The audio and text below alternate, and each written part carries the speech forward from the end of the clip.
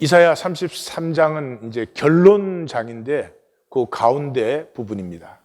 제목을 거짓심, 마음 심자죠. 우리 인간에게는 심이 많죠. 정의심, 윤리심, 종교심, 또 양심. 인간의 것이고 필요하고 좋은 것이에요. 그러나 거짓이에요.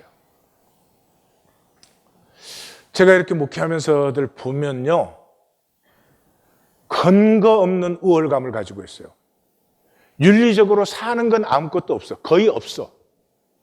그래도 다들 자기는 다른 사람보다는 좀 윤리적이라고 생각을 해요. 어디서 나온 건지 알 수가 없어요.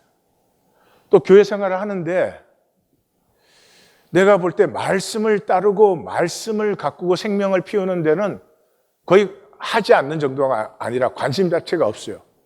그런데도 자기의 종교적 믿음은 다른 사람보다는 낫다라고 생각을 해요. 양심도 마찬가지예요.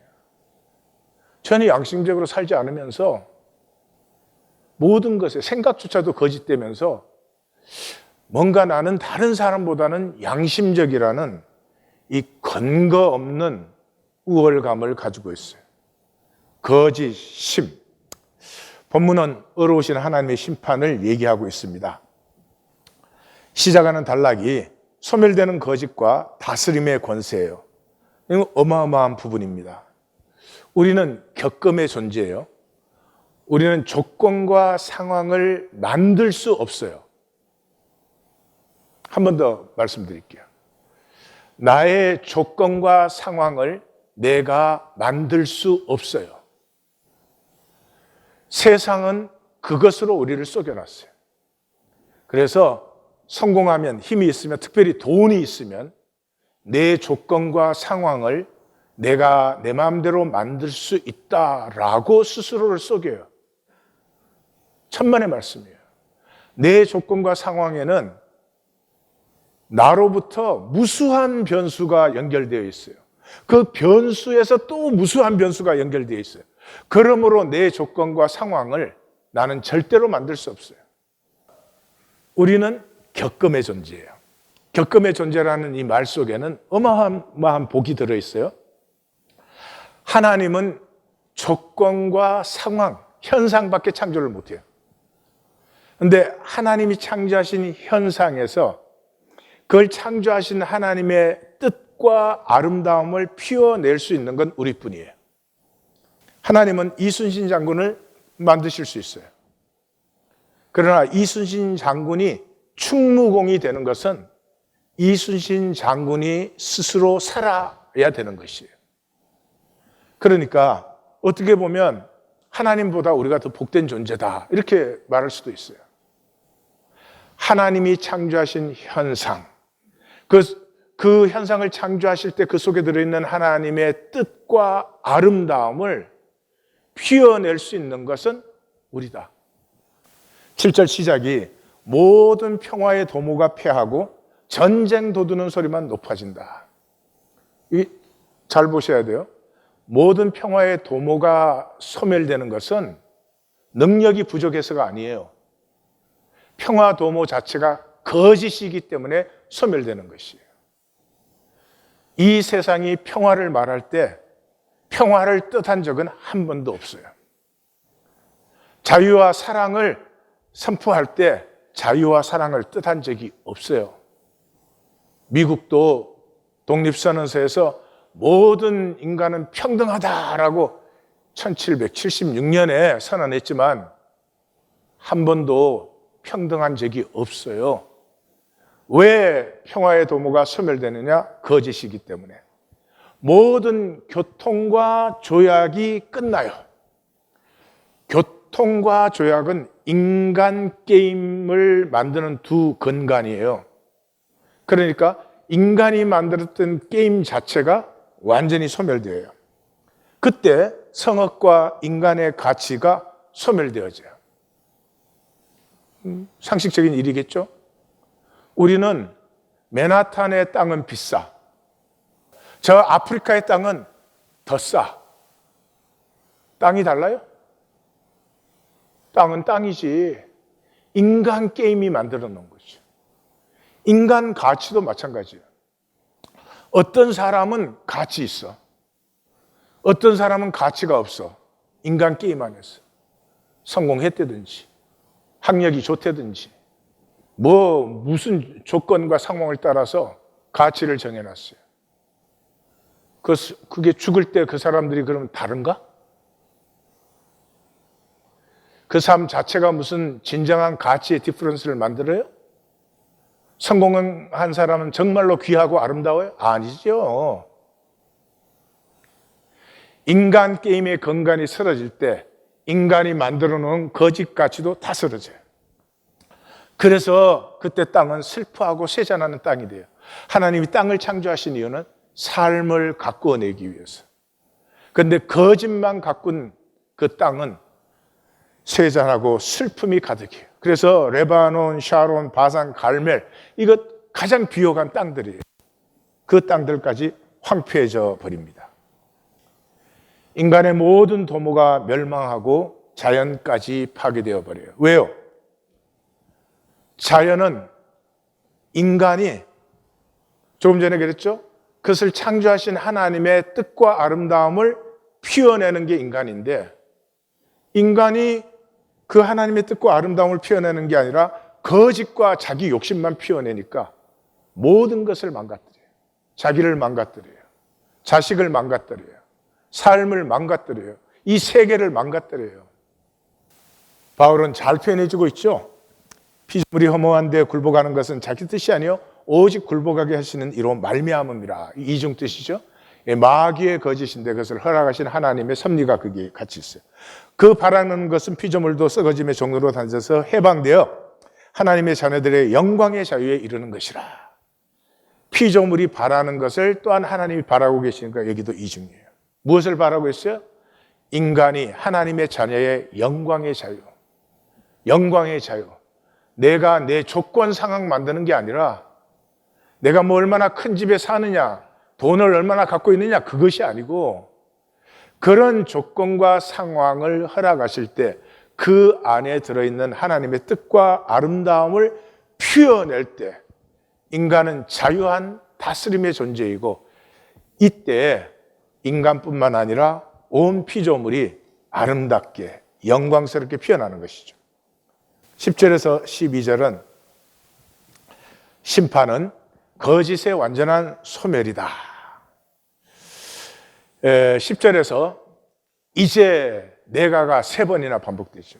그러니까 여호와께서 이제 내가 일어나 존귀함과 높임을 받으리라. 11절에서 너희가 3번 나와요. 그러니까 여기를 딱 읽을 때는 이렇게 몸에 전율이 짜고요. 하나님이 이제를 3번 외치면서 내가를 3번 외치면서 너희를 3번 외쳐요. 그런데 너희는 삶이 겨와 짚이 되어 있어요. 먼지인 육체를 살아요. 육체라는 단어는 땅이라는 단어, dust, 먼지라는 단어와 다 같은 의미예요. 육체를 살았어요. 직과 결을 살았기 때문에 생명이 불이 되어가지고 그걸 살라버리는 것이죠.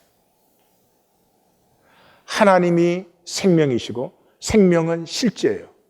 그러므로 거짓을 살아온 삶은 실제 앞에서 그냥 소멸되어 버리는 것이. 우리 스스로 그렇게 살았어요. 우리 스스로 그것을 선택했어요. 그래서 민족이라는 게 역사의 기본 단위예요. 이 세상은 전부 민족 때문에 돌아가는 거예요. 한국하고 일본이 지금까지도 저렇게 티격태격만 하지 서로 좀 축복하면서 같이 잘 살아서 온 세계 어려운데 많은데 좀 같이 도우면 얼마나 좋아요? 그것도 민족. 이 역사의 가장 큰 우상이 민족이에요. 신기하죠? 일본 사람들의 적혈을 보면 일장기가 빵빵 찍혀 있어. 예, 한국 사람의 피를 뽑아가지고 저 결국을 보면 태극기가 빵빵 찍혀 있어. 그렇게 산다 이 말이에요. 어리석게도. 그렇게 절대화시킨 것들이 불에 탄 횃돌같이, 불에 탄 가시나무같이 재가 되어버려요. 하나님 통치라는 말은 모든 실제가 현현될 때 모든 거짓은 그냥 소멸되어 버리는 것이에요. 없어지는 것이에요. 그래서 절대 허무가 임하는 것이죠. 이 하나님의 형상으로 창조된 우리에게 가장 어려운 것이 허무예요. 고난은 살고 싸울 수 있지만 허무한 사람은 못 살아요. 반드시 자살합니다. 허무가 더 견디기 어려운 거예요. 그런데 이 허무는 영원한 허무가 되는 것이에요. 실제가 딱 모든 것에 영원히 실제가 현현되었는데 나는 거짓밖에 없어요. 평생을 거짓으로 살았어요. 저는 요한복음 8장 14절을 성경을 해석하는 이 핵심 기절 중에 하나로 보는 사람이죠. 근데 항상 그 거짓을 말할 때마다 제 것으로 말하나니 이 표현이 어색했어요. 거짓말할 때 뭐 자기가 거짓말하지 그럼 뭐 남시켜서 하나 그런 기분이 있었는데 거짓을 말할 때마다 제 것으로 하나니 그 말이 뭐예요? 이 영원에서 내 것은 거짓밖에 없어요. 내 것은 거짓밖에 없어요. 말은 둘째치고 생각 하나조차도 진실되게 한 적이 없어요. 이 얼마나 슬픈 일이에요. 정신토록 땀 흘려 사는데 내 것은 거짓뿐이에요. 그래서 명백한 나눔이 이루어집니다. 이것이 14절과 15절이에요. 13절에 들어가면서 구원의 열쇠는 경외심이다. 나의 권능을 알라. 참 신기하고 이상합니다. 아무것도 아닌 것의 권능은 다 인정해요. 무슨 뭐 차의 권능, 뭐 옷의 권능, 핸드백의 권능, 아니 뭐 모든 것의 권능을 부여해요. 근데 하나님의 권능은 전혀 실제가 아니에요. 전혀 느껴지지가 않아요. 이 얼마나 신기한 일인가 싶어요, 저는. 나의 권능을 알라. 그 권능에서 14절과 15절이 갈라져요. 14절은 거짓의 종교인들, 시온의 죄인들 그러잖아요. 시온이 어디예요? 하나님이 계시는 곳이고 하나님이 부르신 백성이고 하나님 앞에 있는 백성이잖아요. 근데 그들이 거짓되어요. 그래서 불경건합니다. 경건이 없어요. 경건이 없다, 경외심이 없다, 사실은 같은 말이에요. 그래서 누가 삼키는 불과 영원히 타는 것과 함께 거하려. 자기가 자기를 소멸시키는 삶을 살아요. 하루를 살면 하루를 살 만큼 생명이 자라고 장성해지는 것이 아니라 자기가 더 소멸돼요. 그러니까 어떻게 돼요? 욕심이 점점 강해집니다. 허무해지거든요. 뭔가 헛살고 잘못 살아온 것 같거든요. 그러니까 뭐 이제는 뭐라도 움켜져야 되겠다고 난리를 치는 거예요. 불쌍하기 짝이 없죠. 그 14절과 더불어서 대조가 되는 것은 경외심을 가진 사람들이죠. 경외심을 가졌다는 말은 새 차원, 실제를, 거짓이 아니고 실제를 살고 누린 복을 누려요. 이걸 뭐 길게 복잡하게 표현하잖아요. 공의를 행하고 진실을 말한다, 거짓말하지 않는다. 그것을 현상에서 그러면 어떻게 사는 것이냐? 착취하지 않고 뇌물 받지 않고 죽이는 그런 꾀 쓰지 않고 또 악을 외면하고 그렇게 산다. 여기 이제 읽으시면은 시편 1편이 대번에 이렇게 탁 떠올라야죠. 예. 복 있는 사람은 악인의 꾀를 좇지 아니하고 죄인의 길에 서지 아니하고 오만한 자의 자리에 앉지 않는다. 바로 그 말씀이잖아요. 그래서 이 14절과 15절의 대조는 그것이죠. 하나님의 생명을 우리에게 주었는데 거짓으로 사는 자에게는 이 생명이 불이 되어서 다 소멸해 버립니다. 거짓이니까 없어지죠. 근데 실제를 누리는 자는 이 생명으로 말미암아 하나님과 점점 더 하나가 됩니다. 그리스도와 연합한 자가 되는 것이죠. 그래서 16절이 남은 자가 누구냐? 그리스도와 연합한 자들이에요. 10절에 하나님이 존귀하고 높아지시는 그 존귀하고 높음을 자기도 받는 것이고 하나님의 영원한 평강과 무한 공급을 누리는 하나님과 하나 되어 사는 삶. 거짓과 실제의 영원한 나님, 절대의 나님이에요.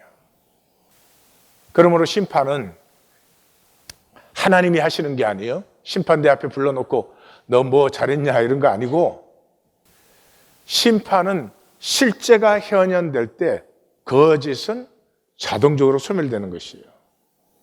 그러므로 내가 실제를 살지 않았다면 하나님의 형상 하나만 남고 모든 것이 다 소멸되는데 그때의 허무는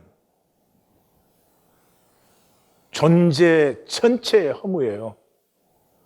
그래서 예수님은 수없이 반복했어요. 아무도 그 자리에 들어가서는 안 된다. 그러면 실제를 사는 것은 우리가 뭐 힘이 있고 능력 있고 결단해서가 아니라 경외심이 열릴 때 실제를 사는 거예요. 경외심이 열렸다는 말은 지난주에 윅스키를 얘기했지만은 진드기를 봐도 그 진드기의 존재의 신비를 만나요. 이게 실제를 만나는 것이죠. 이 작은 꽃 하나를 봐도 이 작은 꽃의 신비를 만나는 것이에요. 그것은 그것이 경외심이에요. 모래 하나조차도 그것이 이 시간 이 자리에 있어야 되기 때문에 그 자리에 있는 것이에요. 그것을 만나는 것이 경외심이에요.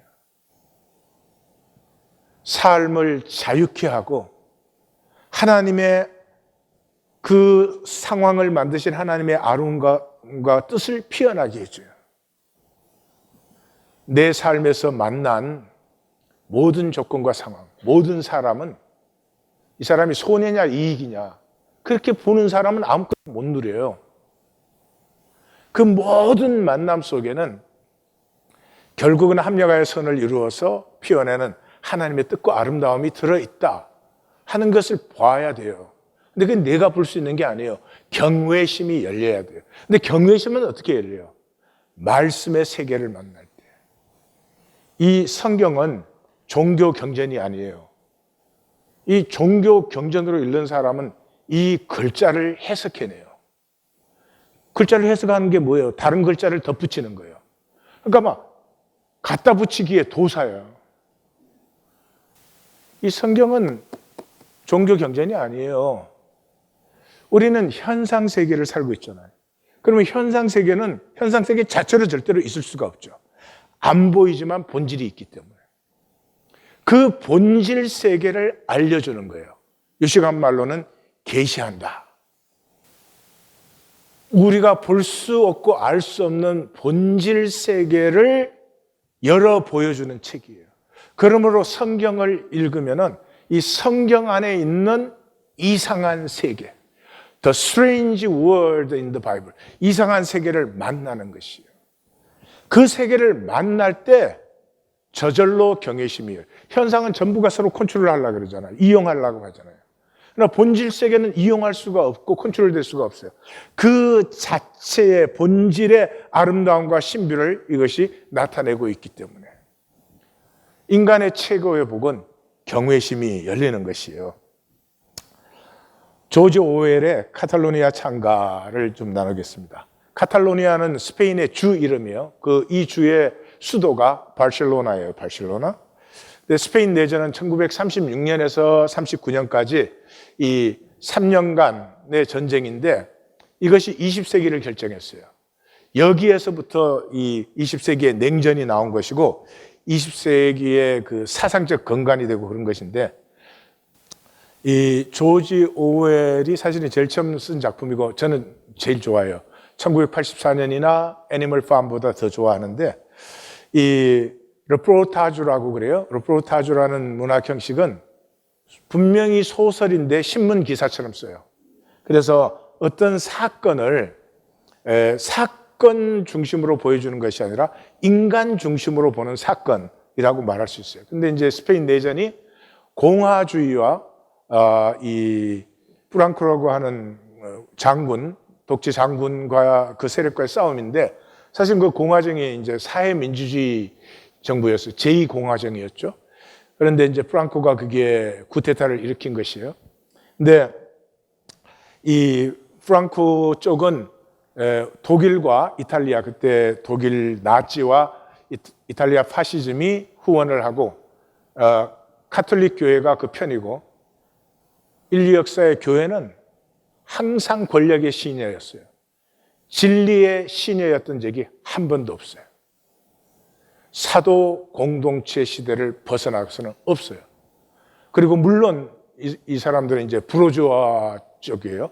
자기 지주 이런 거, 자기들의 소유 재산 이런 걸 지켜야 되니까. 거기에 비해서 이제 이 사회민주주의 정부는 토지와 소유를 재분배하고 그래서 4개 세력이에요, 사실은. 그 스페인에서 자생한 사회민주주의 세력과 그 다음에 코민테르는 그 인터내셔널 그 공산당 조직이죠. 근데 이 당시에는 사실은 스탈린의 지시를 받고 있을 때예요. 그 다음에 20세기 초에 굉장히 많이 번졌던 아나키스트, 그 무정부주의자, 그리고 그 스페인 안에 있는 통일 노동당, 노동자당, 이게 제일 약한 부분인데 하여튼 이렇게 돼서 이제 전쟁이 붙었어요. 그런데 프랑코에 맞서서 세계 각국에서 그 의용군들이 싸우러 들어갔습니다. 그게 주인공도 영국에서 이제 들어간 사람이에요. 그 스페인에 도착해서 바르셀로나에 도착해서 보니까 이발소에는 이발사들을 보고 당신들은 노예가 아닙니다. 그 매춘하는 지역에는 이제 매춘을 떠나시고 자긍심을 가지십시오. 뭐 그러고 사람들이 다 서로를 동지로 부르고 부유층이 사라지고 모두가 소박한 노동복을 입고 그래서 이 작가는 이제 그렇게 말해요. 거의 감동적이었다 그래요. 그리고 곳곳에서 외칩니다. 인간은 자본주의의 톱니가 아닙니다. 인간은 인간으로서 행동하는 존엄한 존재입니다. 뭐 이런 것들에 굉장히 가진 것은 없지만 물자는 부족했지만 사기가 막 높고 희망이 곳곳에 있는 그런 곳에 도착을 해요. 그래서 이제 전선에 배치를 받습니다. 전선에 배치를 받았는데 전선의 상황은 엉망진창이에요. 총이 없어가지고 분대당 총이 한 자루야. 그 전쟁 나면 돌아가면서 쏘는 거야, 뭐야. 그리고 총알도 부족해요. 그리고 이 수류탄 고리가 없어가지고 테이프로 붙여놨어요. 그런 그 엉터리, 추위가 극한 추위인데 외투가 200명 병사에 12개밖에 없어요. 그러니까 보초 서는 사람들이 돌아가면서 입는 것이고 총이라고 직업을 받았는데 보니까 19세기 말에 1차 세계대전 때 독일이 만든 총이야. 녹이 썰어 있고 개머리판은 다 깨진 그런 총을 전투하는데 주는 거예요. 그리고 자기는 이제 영국에서 군사교육도 받았고 1차 대전에도 참여했기 때문에 하사인데 자기 밑에 이제 부하라고 할 수 있죠? 12명을 주는데 보니까 다 16살 아니면 17살. 이 군사 훈련을 받은 적이 없는. 그러니까 실제 무기는 확성기밖에 없대요. 그래서 막 저쪽에다 대고 쏘는 거. 우리는 버릇 빠른 빵 먹었다 막 그러는 거야. 거짓말이야. 이쪽에도 보면 너무 허무해. 그런데 버터는 그냥 빵도 못 먹으니까. 근데 사정은 저쪽도 마찬가지지. 총도 없고 뭐 그런데. 근데 맨날 또 신문에는, 바르셀로나 신문에는 파시스트들이 탱크와 포격으로 공격에 왔지만 우리가 열심히 잘 막아 싸워 이겼다 뭐 이런 거 맨날 신문에 내는 거예요. 그래서 사기는 있지만 실제적으로는 능력이 하나도 없어. 예, 일단 오디오를 듣겠습니다. 4월이 되었어요. 몸에는 이가 들끓었고 모든 것이 부족했으며 군복은 넝마가 되어갔습니다. 군화가 없는 사람들도 대부분이어서 밧줄로 바닥을 댄 샌들을 신었어요. 그의 아내는 바르셀로나에 와 있었는데 구입이 가능한 대로 차, 초콜릿, 시가를 보냈지만 바르셀로나에도 모든 것이 부족했어요. 영국에서는 영국인 의용군들에게 계속 위문품을 보내왔지만 한 번도 도착한 적이 없었어요. 우체국에서 배달을 거부하거나 프랑스에서 압수했기 때문이었어요. 그는 손을 다쳐 병원에 열흘 동안 입원해 있었는데 병원 조수들은 그가 가진 기증품을 모조리 훔쳐갔습니다. 전선에서는 모두가 도둑질을 했고 이건 물자 부족의 필연적인 결과였어요. 봄이 왔고 농부들은 봄갈이를 하러 밖으로 나왔어요. 스페인이 토지개혁은 모호하기 이를 데 없었지요. 그곳은 통일 노동자당과 무정부주의자들이 통제하에 있었기 때문에 형식적으로 집산화가 되어 있었어요.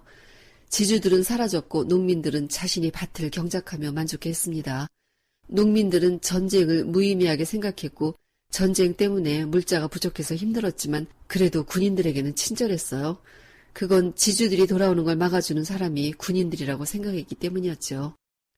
마을의 처녀들은 아름답고 생기 넘쳤으며 당당한 태도로 남자들과 스스럼 없이 대화를 나누었어요. 이런 모습은 혁명의 부산물이었습니다. 교회는 아직도 문을 열지 않았어요. 그는 스페인에 있는 동안 성호를 긋는 사람을 한 번도 본 적이 없다는 게 놀라웠어요. 혁명이 일어나자 교회가 붕괴되었는데 여기 카탈로니아 사람들에게 교회란 부정한 돈벌이 집단이라는 생각이 박혀 있었어요. 역사의 기독교의 모습은 부끄럽습니다. 그런데 우리가 하나님 이름으로 모여가지고 만약에 똑같은 짓을 하고 있다면 악할 뿐만 아니라 어리석습니다. 우리 하나님 교회는 얼마나 하나님의 이름과 말씀과 뜻으로 인간은 엉뚱한 짓을 해왔는가 하는 아픔을 자각하고 말씀을 따르고 싶어서 말씀을 정말 믿기 때문에 말씀은 반드시 세워지는 것이라고 믿기 때문에 우리는 여기에 모여 있는 것입니다. 자, 그렇게 5개월이 지났습니다. 그러니까 이제 총 온 지 한 6개월 되는 거죠. 전쟁 못하니까 대치만 하고 있다가 이제 휴가를 받아서 바르셀로나에 왔습니다. 그러니까 그 150일 동안에 바르셀로나는 완전히 바뀌어져 있어요. 부르주아 타운으로. 그러니까 인간이 어떤 사상과 명분을 붙여도 인간심이라고 하는 건 나 좀 잘 먹고 잘 살자. 그걸 벗어날 수 없는 것을 보여줘요. 전선을 떠나 바르셀로나에 들어서자 이질적이고 적대적인 분위기가 느껴졌어요. 처음 영국에서 왔을 때 여긴 상상 이상으로 노동자들이 도시를 닮아 있었죠. 그러나 지금 그 물결은 뒤로 물러갔고 변해 있었습니다. 모두들 스페인 재단사들이 만든 여름 양복을 입고 있었고 어디를 가나 뚱뚱한 부자, 우아한 여자, 늘씬한 차들이 서 있었어요. 또 전선에는 가본 적도 없어 보이는 젊은 장교들이 시내를 많이 돌아다니고 있었어요. 150일 동안 도시 전체에 일어난 중대한 변화는 사람들이 전쟁에 관심을 잃었다는 거였고 또 하나는 빈부, 상하 계급이라는 일반적인 사회 현상이 다시 나타나고 있다는 거였어요. 그는 놀랍기도 했지만 역겨움을 느낍니다. 전쟁에서 패하고 싶어하는 사람은 없지만 대다수는 전쟁이 끝나기를 바라고 있었어요. 그리고 프랑코와의 싸움보다 무정부주의자와 공산주의자 사이의 내분이 심각해지고 있었죠. 그는 바르셀로나에서 아내와 같이 휴가를 보냈습니다. 그곳에는 이제 모든 것이 있었어요. 제과점에는 영국의 본드가와 프랑스의 고급 상점에서 볼 수 있는 빵과 과자들이 가득했어요. 전쟁에 찌들어 굶주린 나라에서 아직도 그런 것들에 돈을 낭비할 수 있다는 사실이 놀라웠지만 그는 몇 달을 불편하게 살았던 터라 가진 돈을 모두 털어 마음껏 사치를 누렸습니다. 좋은 음식과 포도주, 칵테일, 미국 담배 등의 개골스러운 욕망이 마음속에 있었고 그걸 돈으로 해소했습니다. 그는 아내와 3일 정도 해변에 다녀오고 싶었지만 도시 분위기는 좋지 않았어요. 바르셀로나는 표면적인 모습 속에 정치적 경쟁과 증오라는 무시무시한 감정이 분명히 자리 잡고 있었어요. 혁명이 진전되기를 바라는 사람들과 진전되지 않기를 바라는 사람들 사이 반목. 그건 한편이었던 무정부주의자들과 공산주의자들이 반목이었어요. 그리고 이 권력에 대항하는 노동자 연맹이 있었습니다. 파시스트 프랑코군과 싸웠는데 이제 그것에 한편이 되어 대항했던 한편이 갈라지고 있었어요. 카탈로니아 전역에서는 매일 충돌이 일어나고 있었습니다. 경찰 치안대는 노동자 연맹과 노동계급을 추적하고 있었어요. 사태는 점점 나빠져서 무정부주의자들은 총을 들고 거리를 다녔으며 치안대는 교회탑을 점거하고 지나가는 모든 사람들에게 무차별적인 사격을 했습니다. 그러나 이 상황을 정확히 아는 사람들은 없었어요. 무슨 일이 벌어지고 있는지, 누가 누구와 싸우고 있는지, 누가 이기고 있는지를 알아내기가 힘들었어요. 상황은 복잡해서 각 건물마다 깃발을 내걸지 않으면 어느 소속인지 알 수가 없었죠. 치안대는 노동계급을 추적하면서 시민들에게도 총을 쐈고 그는 휴가를 나와 있던 의용군들과 같이 다시 전투에 휘말렸습니다. 그들은 치안대를 상대로 싸웠어요. 전선에는 총이 없는데 이 스탈린의 지시를 받은 공산당 코민테르는 무기를 가지고 세력을 장악해가지고 이제 그 안에 있는 같은 편을 잡아 죽이고 있는 것이죠. 그리고 이 치안대는 자기들과 다르면 혁명의 적이라고 부릅니다. 트로츠키주의자라고 불러요. 트로츠키는 스탈린하고 이렇게 게임해갖고 진 사람인데 트로츠키주의자라고 해서 마구잡이로 죽여버립니다. 그리고 가장 약한 그 통일노동당을 그냥 완전히 박멸하다시피 하죠. 불과 5개월 만에 이제 바르셀로나에서 살아남으려면은 부르주아 이 행세를 해야 돼요. 영국에서 온 여행자처럼 잘 입고 그렇게 행세를 해야만 살아남을 수 있는, 아니면은 잡혀서 지도새도 모르게 없어지는 인간, 명분과 사상을 멋있게 붙입니다. 근데 그 속에 들은 힘은 나 잘 먹고 잘 살자. 내 육체, 그것이 인간 힘의 중심이에요. 역사 끝날 때까지 이것이 인간을 속입니다. 총알을 목에 맞았는데 이제 심하게 다치지는 다행히 않았어요. 그것 때문에 이제 전쟁을 떠날 수 있게 됩니다. 한번 들어보십시오. 스페인에 죽치면서 다른 사람들이 식량을 충당다는 것은 의미가 없었다. 그러나 영국으로 돌아가고 싶은 이유는 이 모든 것으로부터 달아나고 싶은 엄청난 욕구 때문이었다.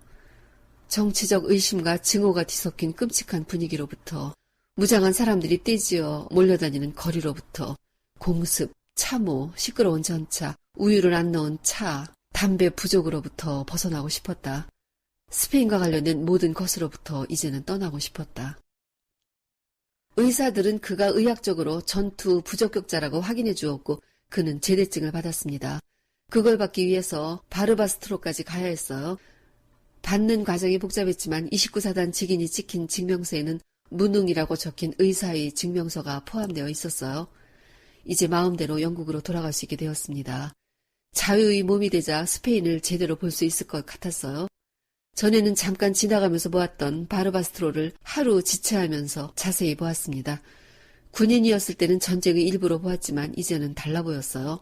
꼬불꼬불하고 재미있는 거리, 오래된 돌다리, 사람 키 높이 커다란 술통이 질비한 포도주 가게, 염소 가죽으로 물통을 만들고 있는 재미있는 반지하 상점들.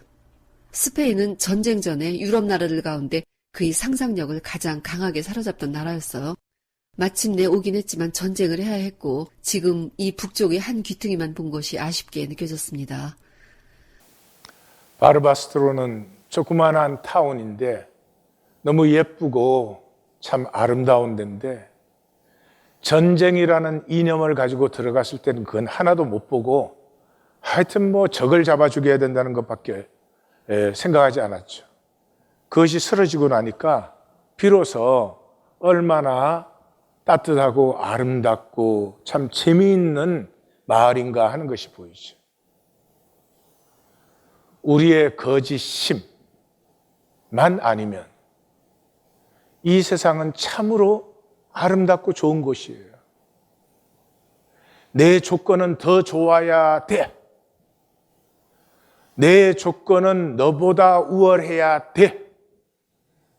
이 거짓심 때문에 실제를 아무것도 보지 못한 채 거짓 욕망에 평생을 시달리다가 집과 겨처럼 살라지는 인생이 되는 것이죠.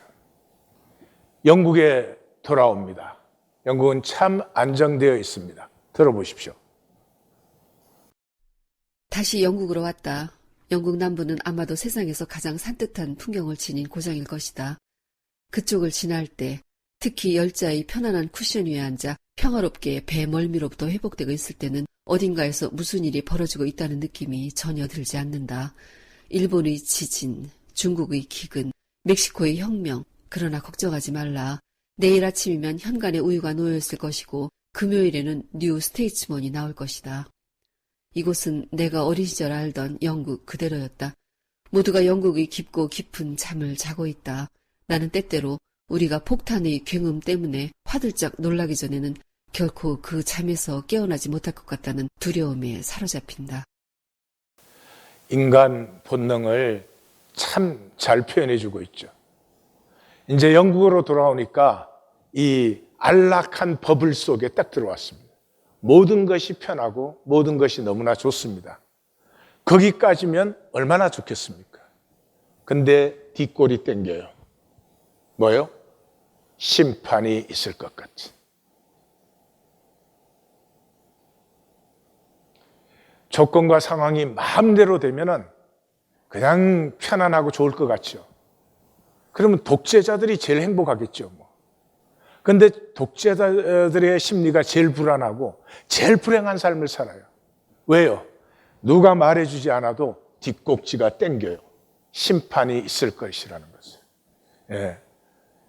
본질에 전환 없는 혁명은 또 하나의 권력투쟁이에요. 인간심이 만들어낸 이념과 사상에 쏙지 마십시오. 역사는 진보하지 않습니다. 그래도 사람이 나아지고 있지 않느냐? 발전하고 있지 않느냐? 인권이 더 존중되고 있지 않느냐? 왜 하나님이 그런데 끝까지 기다려주시면 되지 심판하느냐? 아니요, 진보하지 않습니다. 생존의 투쟁 수위만 높아지는 것이에요. 리벤 베일런이라고 하는 이 생물학자인데요.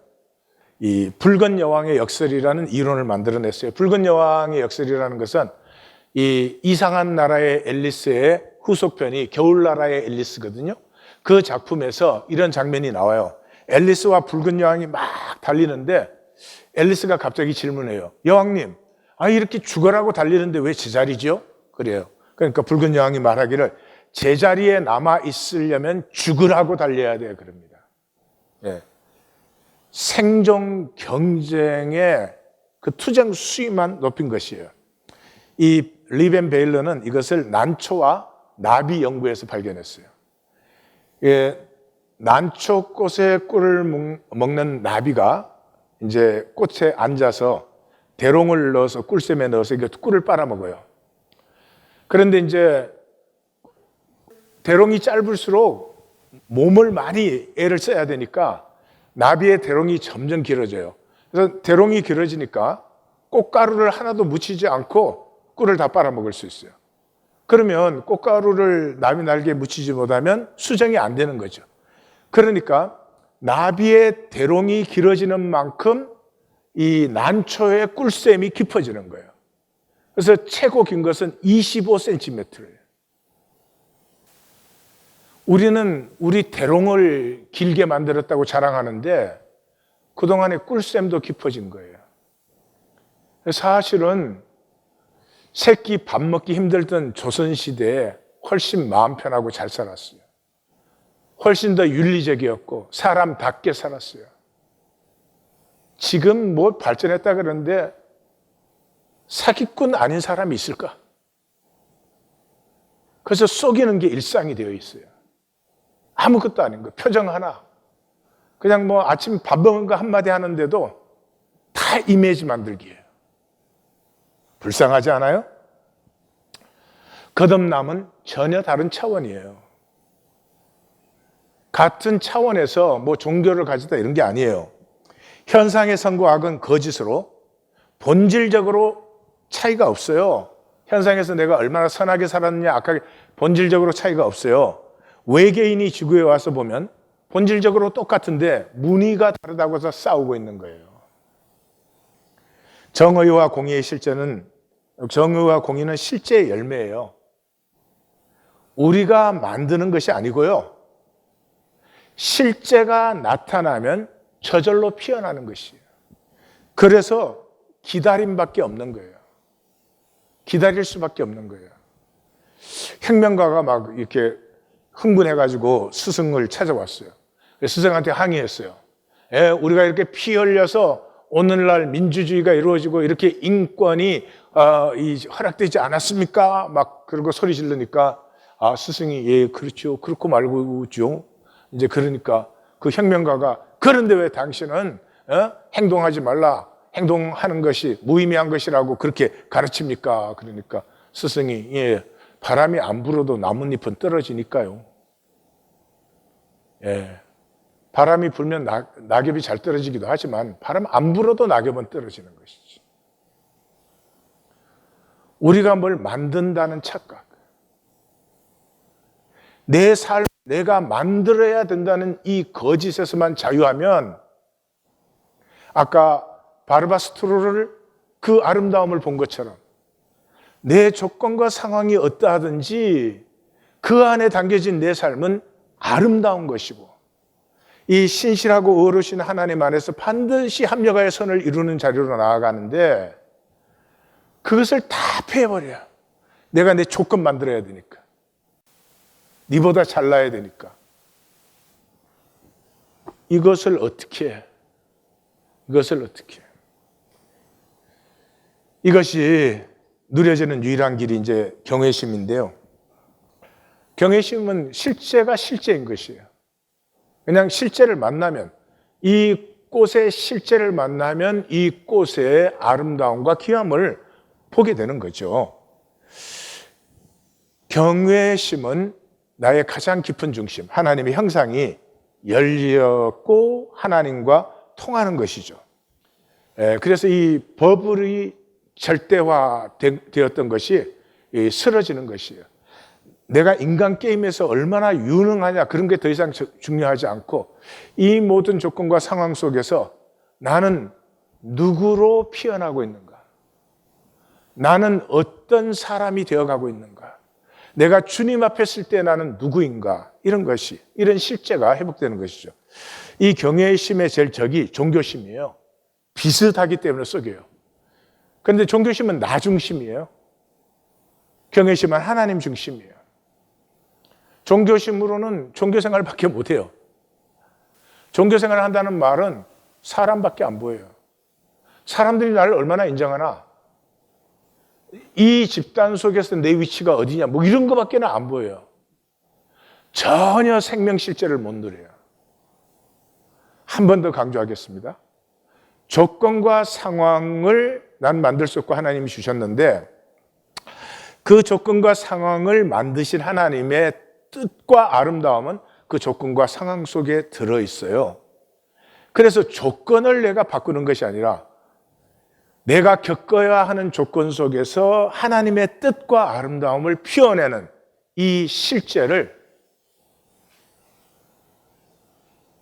평생 피해하는 거예요. 평생 피하는 거예요. 하나님을 보지 못하니까. 하나님은 개념이지, 머리의 개념이지 하나님이 실제가 아니지. 그래서 종교생활은 취미생활 수준이에요. 왜요? 힘이 없죠. 무기력해요, 중심이. 뭐가 새롭게 돼요? 한 게 없어요. 이 경외심은 하나님의 사랑을 갈망해요. 하나님의 사랑을 받고 싶어요. 알고 싶어요. 체험하고 싶어요. 이건 어마어마한 에너지예요. 어마어마한 에너지예요. 그 시편 기자가 말한 것처럼 목마른 사슴이 시냇물을 찾아 헤매는 것 같이 진정한 나, 이 조건과 상황이 아니라 현상이 아니라 하나님의 깊은 실제를 알고 만나고 누리고 싶은 이제 생수의 강이 솟아나는 거죠. 참 종교생활은 불쌍합니다. 경외심이 없는데 그러니 머리로 믿으려고 하죠. 머리로 믿으려고 하니까 불신만 더 생겨요. 점점 더 안 믿어지는 것이죠. 그런데 여기에 더 비극이 있어요. 그 사람이 교회의 인정을 받아요. 모처럼 이런저런 이유로 교회의 인정을 받아요. 그럼 자기는 가짜인데 그 가짜 노릇을 자기는 더 강화시켜야 돼. 실제로 믿음이 없는데, 내 실제를 누리지 못하는데 마치 믿고 실제를 누리는 것처럼 그때는 이제 점점 더 가짜가 되는 것이죠.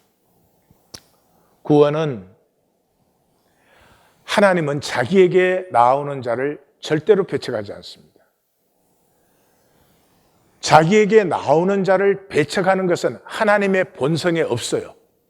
그래서 누구든지 주의 이름을 부르는 자는 구원을 받으리라. 그렇게 한 거예요. 근데 여기서 하나님의 이름을 부를 때 이 부른다는 건 심심풀이로 부르는 거 아니겠죠. 그죠? 분명히. 이 부른다는 말에는 갈망이 들어있어요. 안타까움과 아픔이 들어있어요. 나 어찌 이렇게 하나님을 모를까? 왜 나는 하나님을 누리지 못할까? 아픔이 들어있어요. 아픔은 영혼의 초점을 피워내요. 만약 생각해 보세요. 의사에게 갔는데 무슨 암입니다 이러면 그 순간부터 암을 치료하는 것에 모든 초점이 모이지 않겠어요? 하나님의 이름을 부르는데 그 안타까움과 아픔이 들어있을 때 초점이 저절로 하나님에게로 향하는 것이죠. 그래서 요엘 선지자는 마음을 다하여 내게로 돌아오라. 옷을 찢지 말고 마음을 찢고 돌아오라. 이렇게 이것이 하나님을 부르는 거예요. 근데 베드로가 이 성령이 임하고 나서 요엘 선지자의 말씀을 인용하잖아요. 그 말은 베드로는 성경이 통하고 있는 사람이에요. 그 베드로가 사도행전에서도 말씀 증거한 거 나오잖아요. 보면은 그냥 구약 39권이 그 속에 흐르고 있는 사람이에요. 그 베드로의 증거에서 마가복음이 나온 거 아니에요. 그래서 인간의 복 중의 복, 인간에게 가장 복된 것이 애통하는 것이. 언제 가장 복된 남편이 되느냐? 아내 때문에 아플 때. 언제 좋은 부모가 되느냐? 자식 때문에 애통할 때. 여러분, 평생을 살면서 단 한 번도 화로다 나여 망하게 되었구나. 하나님 때문에 화로다 나여 망하게 되었구나. 어찌할꼬 오호라 나는 공고한 사람들이다. 이 사망의 몸에서 누가 나를 건져내랴. 이것이 없는 것은 산 게 아니죠. 겨와 짚을 만든 것이죠. 내 삶을 가지고 겨와 짚을 만든 것이지 그건 산 것이 아니죠. 심판은 평생 살아온 나를 만나는 순간이에요. 이 마지막 심판 말하는 거예요. 주님 앞에 서는 순간을 말하는 것이에요. 그 심판은 하나님이 나를 어떻게 하는 것이 아니고 비로소 거짓되고 속이고 가리고 보이기만 했던 그 속에 들어있는 진정한 나를 만나는 시간이에요. 그러므로 심판이 나에게 실제로 느껴지면 삶이 본질화되어 버려요. 더 이상 껍질 만들기, 더 이상 사람에게 보이기, 이런 것들의 의미가 사라져버리고 내 삶의 본질을 가꾸고 싶고 내 삶의 본질을 피우고 싶어져요. 그런데 심판은 안 믿어집니다. 왜요? 심판은 현상계의 일이 아니에요. 심판의 순간부터가 본질계의 일이에요. 그러므로 현상계에 자기가 선악의 주체가 돼서 자기가 신이 돼서 사는 이 거짓의 삶에서는 심판이 절대로 안 믿어집니다. 그래서 심판은 천천히 흐르는 실로아의 물이에요. 삶의 매 순간 하루하루가 그 주어진 하루에 하나님의 뜻과 아름다움을 피워내든지 아니면 거짓으로 껍질 만들기로 그것을 패하고 있든지 하루하루가 심판인 것이에요. 그래서 이 심판임을 알지 못하고 계속 거짓으로 속이는 껍질뿐인 삶에는 없는 게 있어요. 겉보이기뿐인 속의 진실이 없어요. 처세술 뿐이지 인격의 깊이가 없어요. 소유뿐이지 존재의 존귀와 담대함이 없어요. 참으로 비참하고 불쌍한 것이에요. 어떤 마을에 큰 부자가 있었어요. 그래서 그 부자만 나타나면 마을 사람들이 다 굽실굽실 하는 거예요. 근데 겨울 건너 이 가난한 농부 하나만 절대로 굽실굽실 안 해요. 그리고 맘먹어. 어디 가는가? 이러고. 그래서 이 부자가 너무 화딱지가 났어요. 야, 이 마을의 모든 사람이 나한테 굽실굽실 하는데 너만 나한테 왜 굽실굽실 안 해? 그러니까 당신은 당신의 삶을 살고 나는 나의 삶을 사는데 뭐를 굽실거릴 게 있겠소? 그러니까 이 부자가 다급해져 가지고 내 재산의 절반을 줘도 나에게 굽실거리지 않겠느냐? 이러니까 절반 주면 똑같은데 왜 굽실거려? 이제 당황해 가지고 그러면 전부 다 줘도 굽실거리지 않겠느냐? 그러니까 전부 다 주면 네가 나한테 해야지. 웃죠? 그거 만들려고 살잖아요. 그거 만들려고 사는 거 아니에요? 이렇게 억울할 때가 세상에 어디 있어요? 나를 누리고 내 조건과 상황 속에는 하나님이 허락하신 것이니까 의롭고 선하고 신실하신 하나님의 합력하여 선을 이루는 뜻이 그 안에 반드시 있음을 믿고 헤세드를 믿고 그 상황 안에 하나님의 뜻과 아름다움을 피워내는 것이 삶이 돼도 부족할 판인데 정말 헛되게 살아요. 욥이 너무 잘 표현해 줬죠? 알몸으로 나왔다 알몸으로 가는 게 인생 아니냐. 그러니 주고받는 것은 여호와께서 주시는 상황과 조건이고 그 속에서 여호와 이름이 찬양을 받을지어다. 그 상황을 주신 하나님의 뜻과 아름다움이 내 삶에서 피어나기를 원하노라. 이것을 만날 때 전환이 일어납니다. 우리의 삶은 더 이상 일상 지키기가 아니에요. 예? 광야의 순례가 됩니다. 겉사람을 사는 것이 아니고 속사람이 피어나기 시작하는 것이에요. 신명기 34장 7절에 모세가 죽을 때 나이가 120세였으나 그의 눈이 흐리지 아니하였고 기력이 쇠하지 아니하였더라. 그렇게 되어 있어요. 우리의 육체는 한계가 있어요. 그렇지만 우리의 생명은 한계가 없죠. 우리의 기운, 이것은 영원한 것이죠.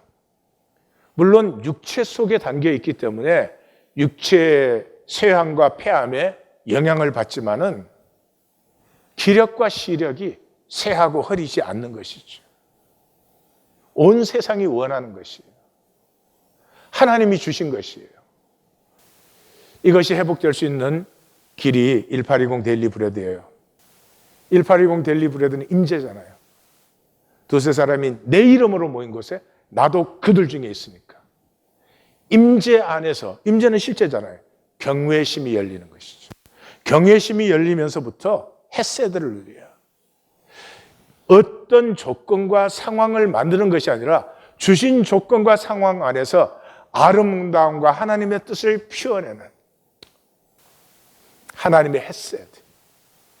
조건과 상황이 어떠하든지 하나님이 허락하신 조건과 상황 속에는 하나님의 선하시고 아름다운 뜻이 있고 그것을 피워내는, 하나님은 이순신 장군밖에 못 만드시지만 충무공을 피워내는 건 우리가 사는 삶에 달린 것이죠. 이거 생명 가치를 채우는 삶이고 한 번은 살아야 됩니다. 이 세상에 육신을 입고 있는 동안 한 번은 살아야 될 삶이고 자녀에게 반드시 보이고 증거해 줘야 될 삶입니다. 근데 이것을 기술과 능력으로 받는다면 어쩔 수가 없겠죠. 아니에요. 딱 하나면 돼요. 그래서 소중히 받고 싶은 가슴.